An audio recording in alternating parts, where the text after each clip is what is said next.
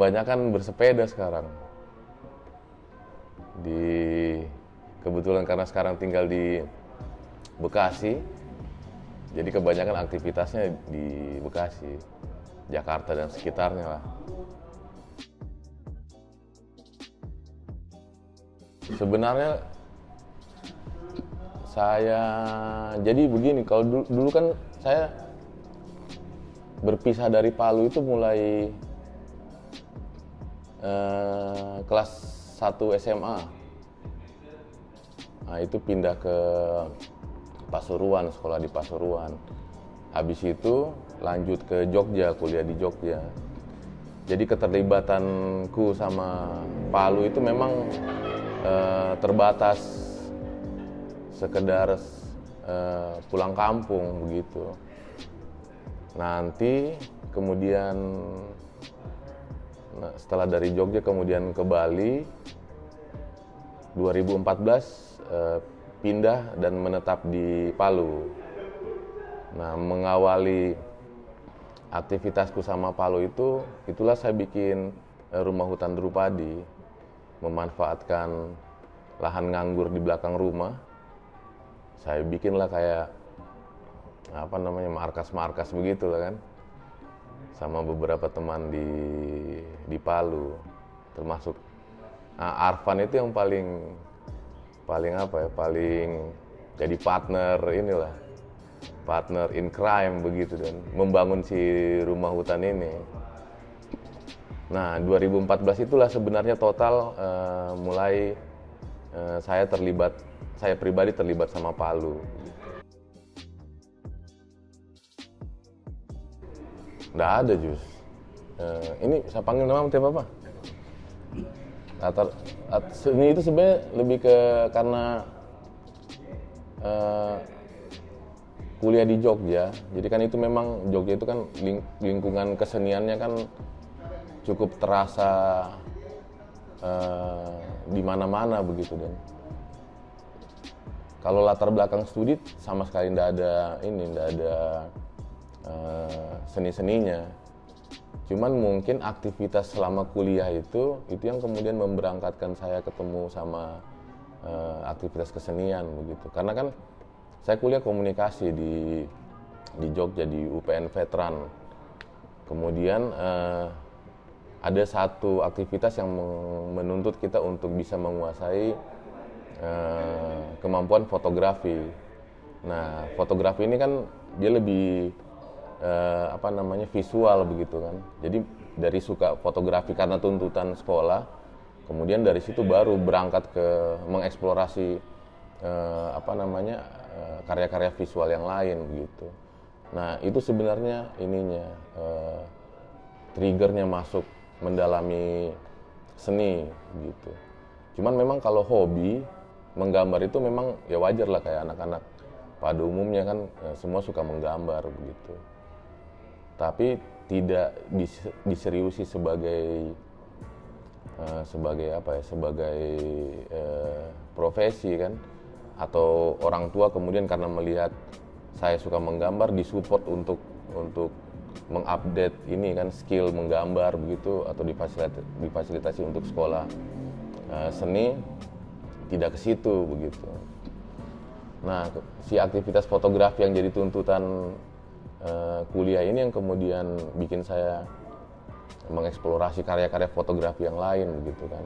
Setelah dari situ baru masuk ke video. Maksudnya itu lebih jauh lagi. Video terus film, makin art lah, makin dalam menyelam begitu. Itu sebenarnya pintu gerbang masuk ke seni.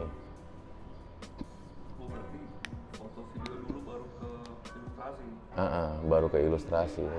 Nah, waktu setelah dari Jogja saya pindah ke Bali. Setelah dari Jogja sempat ke Jakarta juga, Nah, di Jogja itu kan bikin saya suka sama film kan. Karena lagi-lagi ada tuntutan studi juga yang kita harus praktek bikin film-film pendek begitu untuk tugas kuliah. Nah kemudian menarik ini film ini, macam apa ya, macam semua kesenian itu jadi satu di situ kan. Nah setelah dari Jogja sempat ke Jakarta kerja di Barakuda Film Gallery sebagai pengawal alat lampu waktu itu. Nah itu kemudian bikin berkenalan langsung sama produksi film gitu. Cuman sebagai kru, bukan sebagai kreatornya. Cuman dari situ kan kita karena melihat aktivitas di lingkungan produksi kan akhirnya tahu begitu sutradara kurang lebih kapasitasnya seperti ini, atau tanggung jawabnya seperti ini, tugas kerjanya seperti ini. Kemudian departemen-departemen yang lain kayak penata artistik, kemudian sound kayak begitu. Karena memang seperti kita tahu di film itu kan penggabungan dari beragam disiplin kesenian kan itu. Nah kemudian setelah nggak lama juga sih sebenarnya kerja di film waktu itu, 2 tahun lah, atau ya kurang lebih 2 tahun, pindah ke Bali coba jalan sendiri begitu kan, dengan modal idealisme begitu kan. Wah ini sudah punya kamera sendiri, pengen nge-art lah di Bali. Akhirnya ya itu bikin sesuatu lah di sana. Nah waktu itu sering kan karena kita seneng nonton musik begitu, akhirnya datanglah ke acara-acara musik, coba-coba ngambil gambar, bikin video, terus diedit sendiri, diupload di Instagram atau di YouTube begitu. Akhirnya ternyata ada satu band namanya Navikula. Band Navikula itu cukup favorit lah buat saya pribadi kan, maksudnya asik lah musiknya begitu. Jadi kemana dia manggung begitu, saya datang ke acara-acaranya, baru saya rekam sendiri lah performnya mereka. Saya edit, saya upload di YouTube. Nah akhirnya bisa berkenalan lebih dekat sama band ini begitu. Akhirnya dapat kesempatan waktu itu 2014 jadi tim dokumentasinya mereka, tur album Love Bomb 2014 sih ya. Itu sebenarnya Rumah Hutan itu tidak punya visi misi si tempat itu. Berangkatnya itu cuman yang penting itu kan maunya jadi rumah tinggal begitu. Karena saya ke Palu, kemudian 2014 itu setelah selesai dapat kesempatan sama Navikula itu, waktu itu kan itu saya ke Palu itu gara-gara juga ini kan ada tuh Rockin Celebes juga kan, waktu itu kan dari rangkaian turnya Dorang, tur Love Bomb saya lupa lagi, di Semarang, di Salatiga, di Jogja. Habis itu balik ke Bali, terus ada Rockin Celebes. Nah terus diajak lagi berangkat ke Makassar kan, Rockin Celebes. Habis itu si manajernya waktu itu yang memegang si Alfred, root manajernya, terus dia tanya, Rio ada tidak kesempatan misalnya atau ada kenalan yang bisa bikin kita main di Palu, karena nanggung kan sudah di Makassar kan, maksudnya biar satu kali lah bisa ke Palu. Kebetulan Robi juga kan lahir di sana, jadi dia mau pulang kampung begitu ceritanya. Saya coba, yang saya tahu waktu itu Bom, kayaknya saya rekomendasikan sama si Alfred. Nah ini yang cukup aktif menggerakkan skena di Palu begitu kan, Bom. Nah Alfred kontak Bom, oke, nyambung sama Kak Idam Lapasere di Nebula, akhirnya mereka ngobrol sendiri, jadilah kita ke Palu waktu itu. Udah akhirnya ke Palu. Nah di situ baru kemudian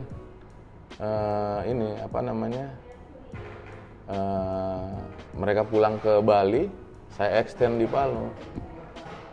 Lama-lama macam enak saya rasa kan, maksudnya sudah, karena di rumah sendiri karena di kampung sendiri kan, sudahlah di sini saja bikin sesuatu lah di sini, walaupun hanya untuk pribadi kan.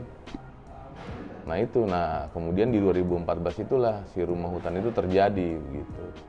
Ada lahan di belakang rumah keluarga kosong, sudah saya bikin rumah-rumahan lah di situ. Ternyata keenakan kan, tinggal di situ. Ada Arfan juga di situ bisa bantu-bantu. Nah, sudah akhirnya secara organik si rumah hutan ini terjadi di 2014 itu. Agustus tanggal 24 itu diputuskan tempat itu namanya Rumah Hutan Drupadi. Sebenarnya tidak mau terlalu berkesenian sih sebenarnya. Cuman karena kesempatan di Jogja, kesempatan di Bali, ketemu sama ruang-ruang begitu kan. Dan setiap ruang itu kan punya aktivitasnya begitu. Nah, aktivitasnya itu kemudian membuat si ruang-ruang ini kemudian punya identitas. Nah, menarik kalau praktek-praktek kayak begitu dicontoh lah, diadaptasi di rumah hutan. Sembari mengisi waktu juga, akhirnya cobalah apa yang saya punya waktu itu, coba saya praktekkan di situ. Nah, Instagram itu kan menolong waktu itu, karena dari situ kemudian bisa mengekspos kegiatan-kegiatan di situ kan, kegiatan di rumah hutan. Udah akhirnya mulai bikin macam-macam lah, kelas fotografi kecil-kecilan, kemudian bikin lukisan-lukisan, bikin karya-karya cukil di rumah hutan itu. Iya, itu karena suka kan, pernah lihat mungkin di suatu tempat begitu kan, terus pernah ngobrol sama pelakunya gitu. Saya pernah ngobrol misalnya, pernah punya kesempatan terus ilmu-ilmunya coba kita praktekkan lah di rumah hutan, karena memang butuh aktivitas ya justru sebenarnya, butuh aktivitas, dan kesenian itu menjadi hal yang kita suka waktu itu kan. Jadi akhirnya segala hal yang sifatnya kesenian grafis atau kesenian ilustrasi coba kita kerjakan di rumah hutan begitu. Akhirnya mulai satu-satu itu, mulai dari melukis dulu, kemudian upgrade lagi ke cukil, kemudian ke tie-dye, seperti itu aktivitasnya. Dan belajarnya pun secara otodidak begitu, baik dari ngobrol, ketemu sama pelakunya, sharing informasi begitu melalui media sosial kan. Misalnya kita lihat ada yang bikin cukil di Jogja, kita hubungi begitu di DM, tanya apa alatnya, kemudian tintanya seperti apa. Nonton YouTube juga, akhirnya kita praktekkan sendiri di rumah hutan, dan lumayan satu persatu teman-teman berdatangan ingin coba belajar bersama begitu. Kita juga waktu itu bukan menjadi praktisi tapi lebih ke belajar bersama begitu. Udah akhirnya terjadi si aktivitas itu.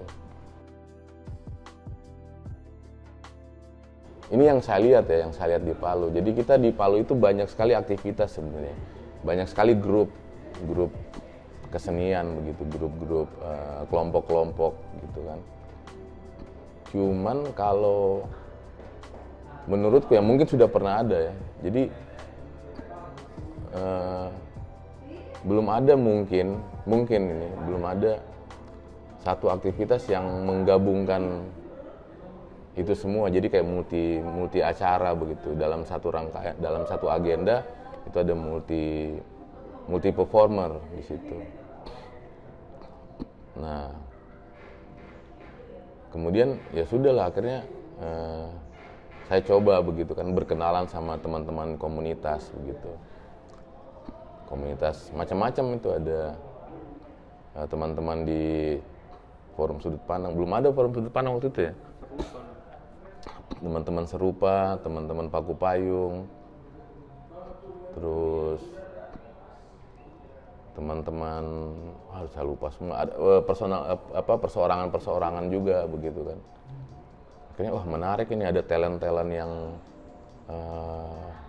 cukup punya kapasitas yang bagus sebenarnya di Palu, punya potensi yang luar biasa. Nah, komunalisme itu mencoba untuk menghadirkan itu sebenarnya, menghadirkan di dalam satu kesempatan banyak suguhan begitu di lintas disiplin berkesenian ya. Mulai dari seni rupa, seni musik, seni art performance, seni macam-macam lah, seni grafis dan lain-lain begitu. Akhirnya terjadilah di 2015 waktu itu si Komunalisme Festival pertama di Palu. Dan waktu itu menurutku cukup, ini juga dari testimoni beberapa teman begitu kan, cukup menarik sih itu si acara itu. Karena di sisi lain itu tempat juga berpengaruh sebenarnya. Jadi kan itu kayak lahan pribadi, terus semua orang bisa datang selama 5 hari, bayarnya pakai donasi, terus menonton banyak sekali suguhan begitu yang isinya itu adalah semua asetnya Palu sebenarnya. Di situ talent-talent di Palu ditampilkan di situ gitu. Nah, teman-teman yang kayak yang jualan nasi kuning, jualan cap tikus apa semua bisa ikut jualan di situ. Jadi itu kayak pesta rakyat begitulah di Komunalisme Festival itu waktu itu. Dan itu sebenarnya supportnya dari macam-macam, dari patungan dari segala ini, ada yang support sound system, kolektif lah ininya supportnya sampai acara itu terselenggara. Sebenarnya fokus memilih profesi menggambar itu, memutuskan untuk menjadi seorang ilustrator itu 2014. Dia di rumah hutan itu juga, di Palu juga. Itu karena waktu itu kan sebenarnya sederhana sih, tidak ada fasilitas yang macam-macam begitu kan, tidak punya komputer, tidak kamera juga sudah rusak begitu. Jadi ya sudahlah, kita menggambar lah sama teman-teman begitu di rumah hutan itu kan, iseng-iseng menghias tempat itu lah. Cuman kan keterusan begitu. Akhirnya mencoba mencari ada nggak sih teman-teman pelaku gambar juga di Palu. Ternyata banyak begitu. Ada Serupa, ada Rio Oscar, ada Kopi Jahe, ada siapa lagi ya, macam-macam lah, ada Ryan yang sekarang jadi Garis Mati begitu kan. Itu akhirnya ketemu gitu, ada Naldi, ada Inu, ada Ajus, ada Ama, teman-teman itulah ternyata aktif menggambar juga. Nah, udah menjadi menarik lah karena ada temennya begitu kan. Nah, terus ada kesempatan juga pameran waktu itu kan. Jadi waktu itu dari Galeri Nasional datang ke Palu bikin acara pameran koleksi lukisan istana atau apa begitu, koleksi karya galeri koleksi Galeri Nasional. Terus dia cari teman-teman lokal begitu yang bisa terlibat pameran bersama. Nah, kemudian sudah akhirnya terlibat gitu, saya sama beberapa teman-teman di rumah hutan diajak terlibat di situ juga. Sudah akhirnya dari situ mulai serius, itu mulai menarik nih, jadi menggambar, kemudian mengekspresikan diri melalui lukisan, mengekspresikan gagasan segala macam, menjadi hal yang menarik. Nah, itu sampai sekarang akhirnya. Saya ini kan tidak begitu ahli menggambar realis begitu kan, tapi suka menggambar. Ya udahlah, dihantam begitulah ininya gambar-gambarnya begitu. Pokoknya bentuk apa yang ada di kepala waktu itu di print begitu ibaratnya, digambar di media seperti itu. Itu juga nonton juga begitu kan, dari misalnya kita ke jalan ketemu bentuk-bentuk, terus lihat karya-karyanya teman-teman, melihat oh bentuk ini bentuk itu, kemudian lihat di Instagram, kemudian datang ke pameran. Itu seperti memori-memori yang kolase begitulah. Nah, dari penggalan-penggalan itu coba dibikin sendiri akhirnya, coba dikeluarkan. Akhirnya menjadi bentuk yang seperti yang saya kerjakan saat ini gitu. Tapi sebenarnya saya juga tidak menutup diri untuk berkembang, justru tidak menutup diri untuk mencoba bentuk-bentuk yang lain sih. Cuman karena kelamaan nyaman di bentuk itu, makin hari kan yang kita kerjakan kan makin kita kuasai ya, membuat kita nyaman begitu. Akhirnya itu membangun identitas begitu. Nah itu kemudian menjadi sesuatu yang sering orang lihat karena banyak yang kita kerjakan kayak begitu. Akhirnya kemudian orang mengidentifikasi kalau gambar begini ya karakternya lampu Rio begitu. Yang nggak masalah juga sih sebenarnya ya. Ya berarti ya udahlah. Aman lah berarti begitu kan. Maksudnya bisa memberikan sesuatu, memperluas hasanah inilah, memperluas hasanah dunia gambar menggambar. Sebenarnya begini ya, tidak perlu harus punya basic seni dalam artian pendidikan formal untuk bisa menjadi seorang seniman. Bisa berangkat dari kemauan begitu kan, ke minat begitu, suka seni, kemudian mau membuat karya seni, kemudian mewujudkan, menghasilkan karya seni, begitu sih sebenarnya. Dan itu bisa dipelajari dari berbagai macam sumber sih sebenarnya. Ya saya setuju sama pendapat itu sebenarnya, Jus. Jadi tidak melulu harus menjadi seniman itu tidak melulu harus berkesempatan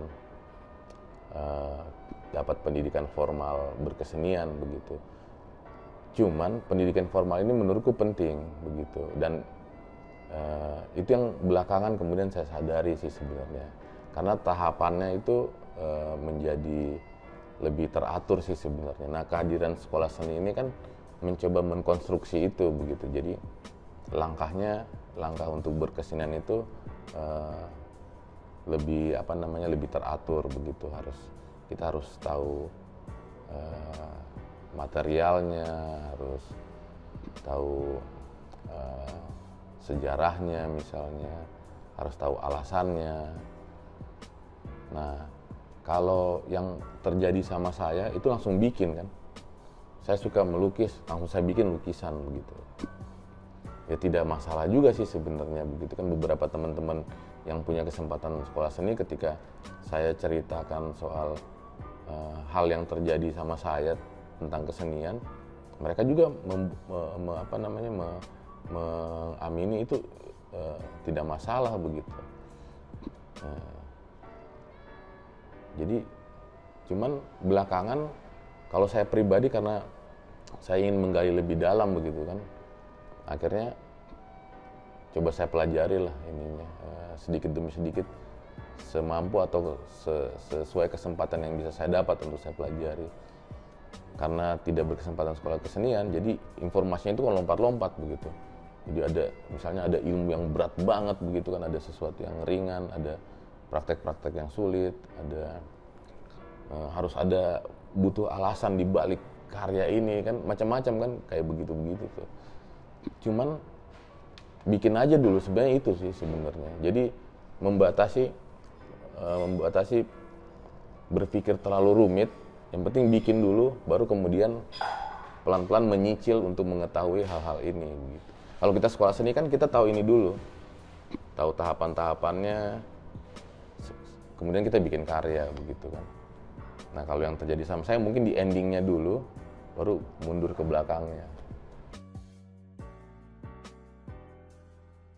Menyenangkan sih sebenarnya, itu kayak bisa jadi kayak satu kamar kosong begitu. Saya ibaratkan kayak begitu, terus saya bisa mengekspresikan diri lah di situ, mau melakukan apapun begitu di situ, punya kebebasan lah. Jadi aktivitas menggambar itu saya ibaratkan seperti itu. Kemudian akhirnya dapat kesempatan juga diapresiasi orang. Apresiasi itu kemudian bisa mensupport untuk kehidupan sehari-hari, bisa mensupport untuk mengupgrade material untuk membuat karya, bisa berkesempatan kemudian bertemu dengan pelaku-pelaku yang lain seperti itu. Menyenangkan sih ini, aktivitas menggambar ini menyenangkan sampai hari ini.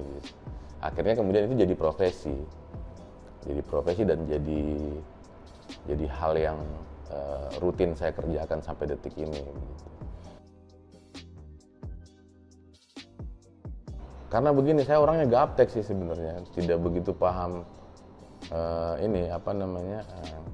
olah-olah digital begitu kan.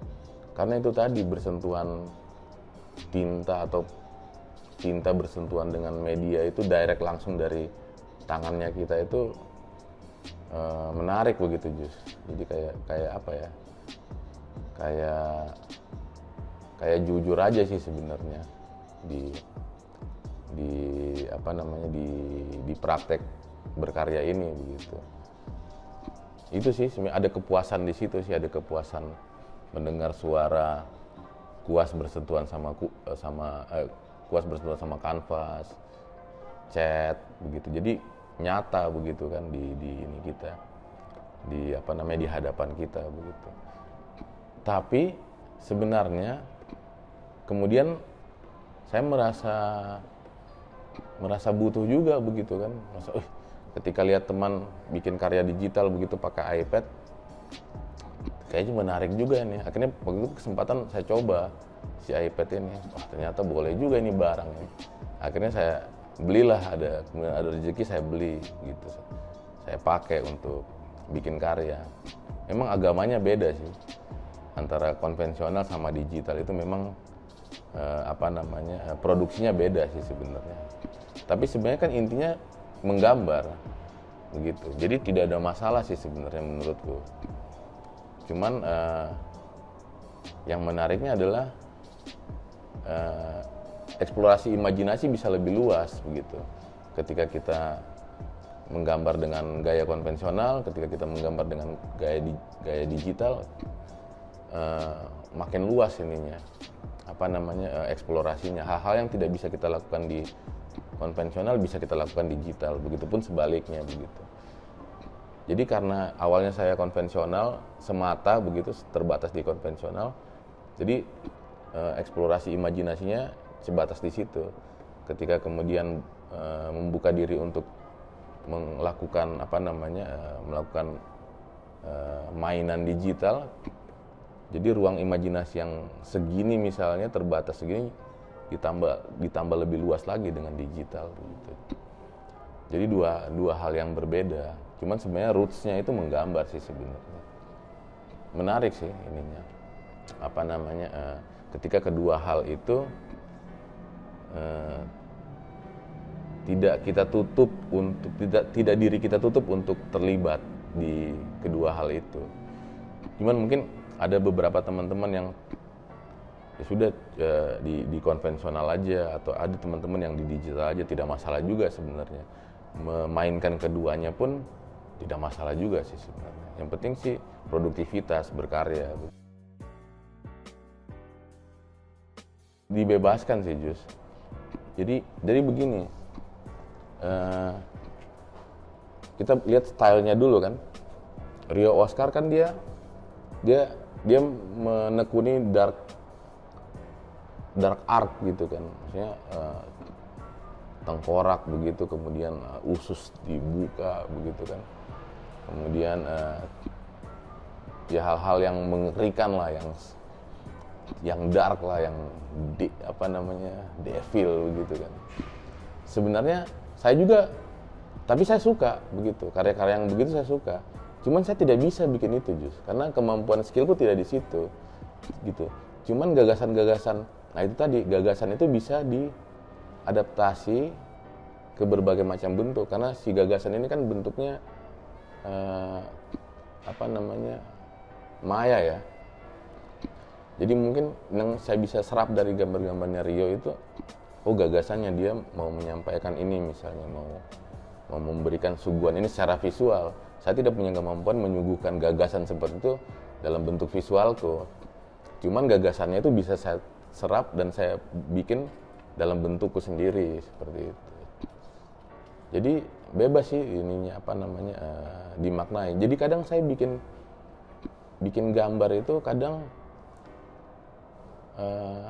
nah itu tadi, ada yang maknanya saya suguhkan, ada juga karya yang saya bebaskan orang memaknai begitu. Nah ini kan dua hal yang berbeda ya. Nah itu kalau yang saya suguhkan maknanya atau maksudnya, itu berarti saya menemukan judulnya dulu,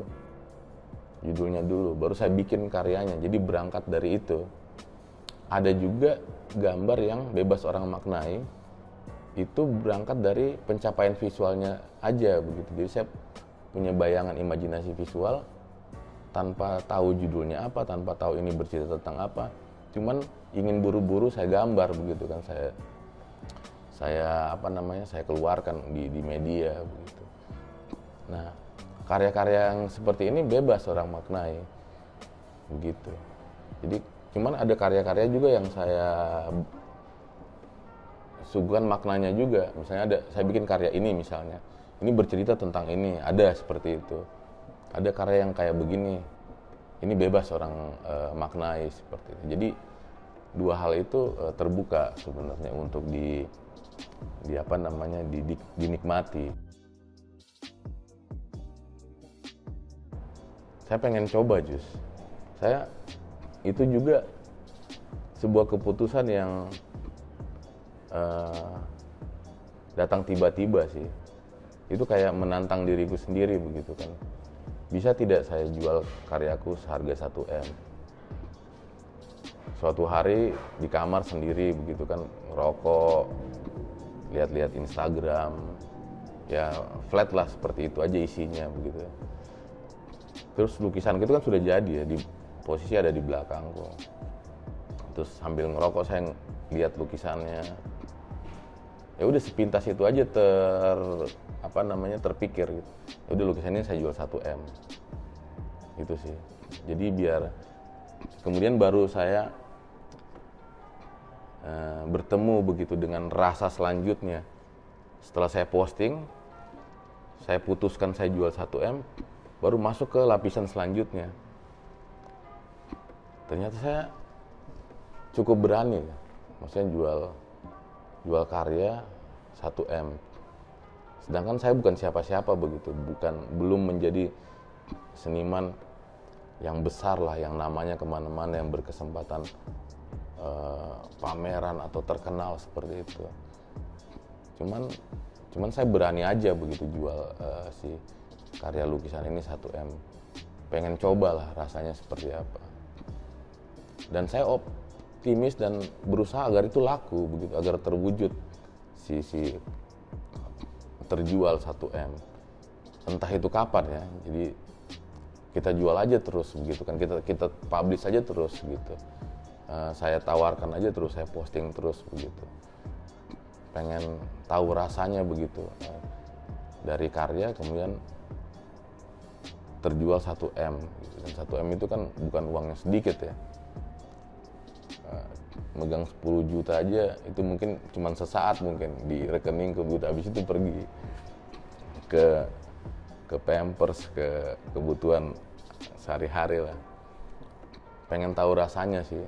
Nah ini kan saat ini terkait si lukisan 1 M itu, saat ini kan saya masih di situ tuh, masih di durasi itu kan, dan itu nggak tahu sampai kapan begitu. Jadi belum tuntas sih sebenarnya rasanya. Cuman seiring waktu ini kayak perjalanan kontemplatif gitu, kontemplasi. Jadi kayak, iya saya bukan siapa-siapa, jual lukisan 1 M begitu. kok berani banget orang ini begitu kan. Ya sudahlah, saya jalani aja terus begitu. Ya itu sih sebenarnya. Men-challenge diri sendiri begitu sebenarnya. Lebih karena nggak ada kerjaan mungkin ya. Tiba-tiba ngerokok bengong, terinfluen oleh sesuatu yang ajaib mungkin. Akhirnya sekarang saya jual si lukisan ini seharga 1 M. Sederhana sih justru. Sebenarnya nyontek sih sebenarnya, itu lebih ke nyontek sih. Pengen punya band tapi tidak bisa main instrumen. Terus akhirnya suatu hari di Bali ada satu gig, itu isinya noisan semua begitu. Ya udah akhirnya saya belum berpraktek noise, cuman suka. Kayaknya bagus nih eksplorasinya begitu. Nah kemudian pas pulang ke Palu, senyawa main di Palu kan, waktu itu tahun berapa itu, senyawa main di Palu, terus sempat nongkrong di rumah hutan lama begitu, hampir tiap hari mereka di rumah hutan. Udah ngobrol-ngobrol lah sama Karuli segala macam. Mereka pulang ke Jogja, kemudian saya kepikiran, ayo kita bikin sesuatu lah, bikin eksplorasi yang abstrak begitu kan. Ya udah, karena jadi begitu, saya biasanya begitu, justru ada sesuatu yang saya suka, kemudian saya simpan. Tiba-tiba ada yang memantik terkait itu, misalnya serupa dengan itu, kemudian itu jadi meng-up semangat begitu kan, meng-up keinginan. Akhirnya saya praktekkan begitu. Akhirnya bikinlah si Ayam Kaili ini bersama Arfan, lagi-lagi bersama Arfan bikin noisan ini gitu. Dan ternyata saya cukup menikmati di situ, menikmati eksplorasi itu gitu. Menarik sih. Akhirnya kemudian mulai direkam, di submit ke Bandcamp gitu kan, ada kayak komunitas noise di dunia begitulah. Coba masukin ke situ. Kemudian pas ke Bali, karena mereka tahu saya main noise, misalnya berpraktek noise di Palu, pergi ke Bali, dapat kesempatan sama teman-teman noise non musika kalau nggak salah itu, chaos, iya, chaos non musika, bisa perform di situ, bisa main di situ. Itu sih. Kemudian dapat kesempatan juga ngobrol sama Indra Menus. Kebetulan Indra Menus juga teman lama di Jogja kan. Terus dia bilang, "Oh Rio, kau main noise sekarang." Nah akhirnya ketahuan lah sama kerjaan iseng ini kan, ketahuan sama Indra Menus. Akhirnya ngobrol-ngobrol sama dia. Terus dia minta begitu, Rio kirim inimu lah, demo atau karya noise yang sudah kau bikin begitu kan. Terus sama dia dimasukin ke, waktu itu ada kolaborasi Amerika Indonesia kalau nggak salah. Jadi band-band Indonesia itu dirilis sama record, sama label Amerika begitu. Ada kasetnya masih ada, justru saya kirimkan ke tempat itu. Terus habis itu udah akhirnya rilis bentuk kaset gitu. Jadi Ayam Kaili masuk dari salah satu track di situ lah, dari band-band yang lain gitu. Saya entah itu band Indonesia semua atau saya lupa, kurang ingat, atau gabungan begitu, ada band Indonesia, ada band Amerika begitu, si Ayam Kaili ini.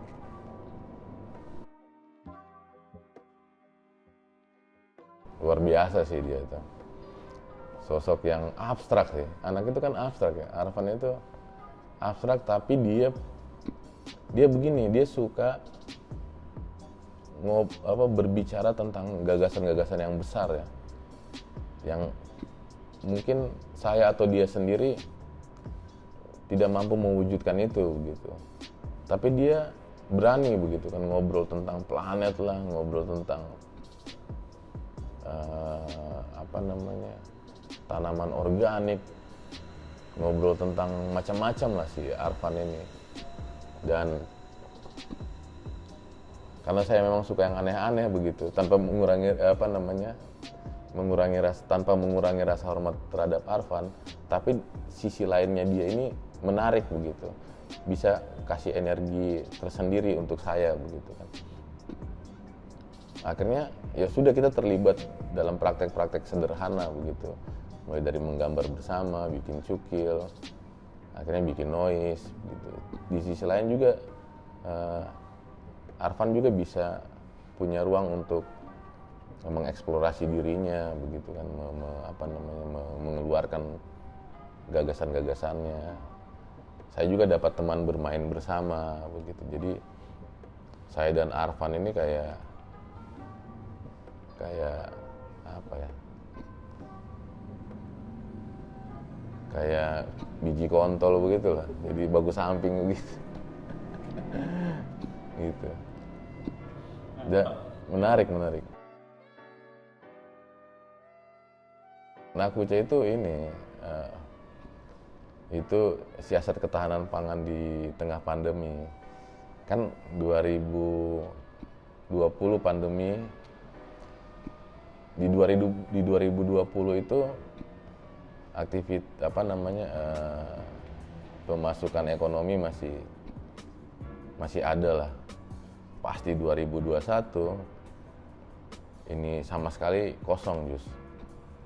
Akhirnya saya coba cari siasat lah. Jadi kan kadang di situasi yang sulit, kadang-kadang kita suka kreatif begitu kan. Nah, kalau sejarahnya ini suatu hari kondisi lagi galau lah begitu, tidak punya uang gitu kan, lukisan tidak laku, kemudian tapi kebutuhan hidup menuntut untuk dipenuhi. Udah saya jalan gitu pagi-pagi makan nasi kuning, ternyata itu nasi kuning cakalang begitu. Itu juga lagi-lagi begitu, spontan aja sih pemikiran ini datang di kepala begitu. Ya sudah, saya mau jualan nasi kuning cakalang pakai sepeda. Tiba-tiba aja itu si pemikiran itu datang. Akhirnya udah saya praktekkan, dan Nakuca dan sepeda itu kemudian si sepedanya ini kasih kesempatan saya jalan-jalan di Jakarta lah untuk jualan si nasi kuning ini. Nah, di sisi lain pandemi itu kan membuat orang banyak kemudian bersepeda. Akhirnya saya bertemulah dengan komunitas-komunitas sepeda. Pertemuan-pertemuan ini kemudian membuat si nasi kuning cakalang ini, si Nakuca ini berkesempatan untuk dapat rezeki dari situ gitu. Berkesempatan untuk lebih luas ininya konsumennya. Itu sih ininya. Kejadiannya seperti itu. Baru ini sih bentuknya, baru misinya belum ada. Jadi masih misinya itu naik sepeda dari Jakarta ke Palu. Tapi tujuannya sampai hari ini belum ketemu sih sebenarnya. Apa yang mau dieksplorasi, apa yang mau dicari, seperti atau apa yang mau diangkat, seperti mengisi misi ini begitu. Cuman harapanku ketemulah secepatnya begitu, tujuannya apa begitu kan. Cuman misinya ada, bersepeda dari Jakarta ke Palu.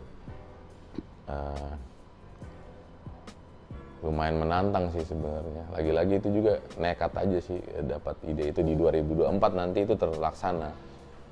Mudah-mudahan ya, dan sedang disiapkan sekarang, mulai dari sekarang 2022 menuju ke 2024.